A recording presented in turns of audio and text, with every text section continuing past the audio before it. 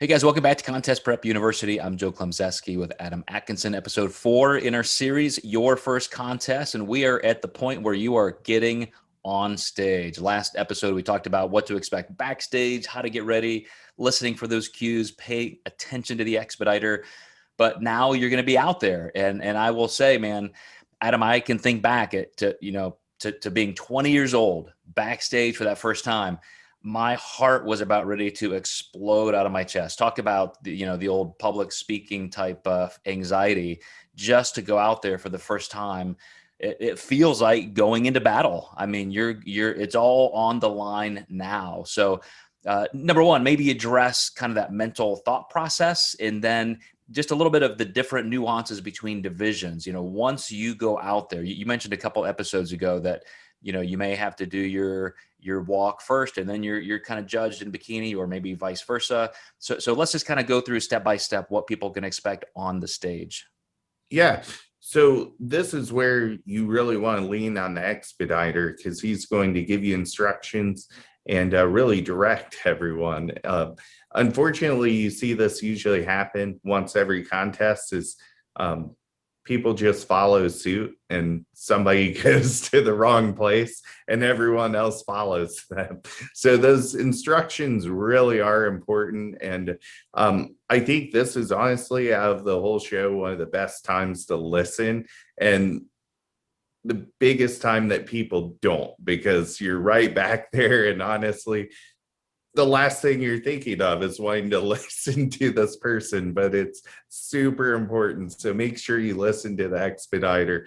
And a lot of times they'll maybe pull you to the diagonal lines first, or they may say, we're going to do comparisons first. So, be familiar with what comparisons are, or what being on a diagonal looks like. And maybe we do a segment episode next on like what these things mean.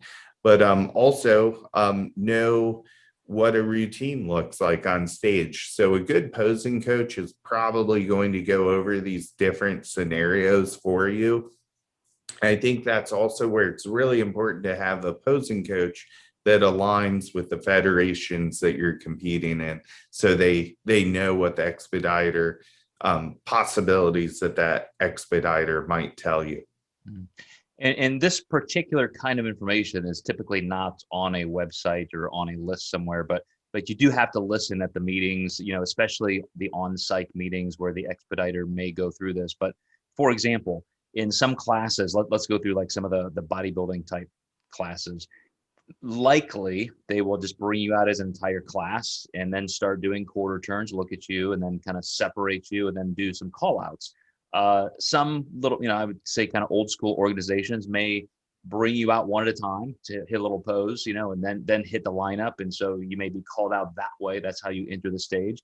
So little cues and nuances like that can matter. And then, as Adam said, just knowing that, okay, the first thing they're going to do are maybe just the symmetry round poses, then, put everybody back in the original lineup, and then come out for the muscularity round where they're doing poses. Same thing with bikini and figure. They're going to have you typically, either come out and stand there as a class and do some comparisons and then do your walk, or you're going to do your walk first, then come out as a group for those comparisons. So, these are just things you have to be listening for and understand, because it can change contest to contest and organization to organization. And people ask me, well, Adam, like, why isn't there standard? Like, why isn't it the same? They do as close to standard as they can. So what people need to understand is that, a lot of these small changes revolve around venue setup. And, sometimes the venue's not set up where everyone can file off on the left side of stage. So they might have you do your routine and go back to where you came from versus, making a straight line off stage. So, I know that seems frustrating to competitors, but when you're looking at venue costs and venue prices, you typically go with what's easiest to afford. And sometimes it's just a small change of direction on stage. That's the cost of that, which as long as you're listening, you won't miss. Mm-hmm.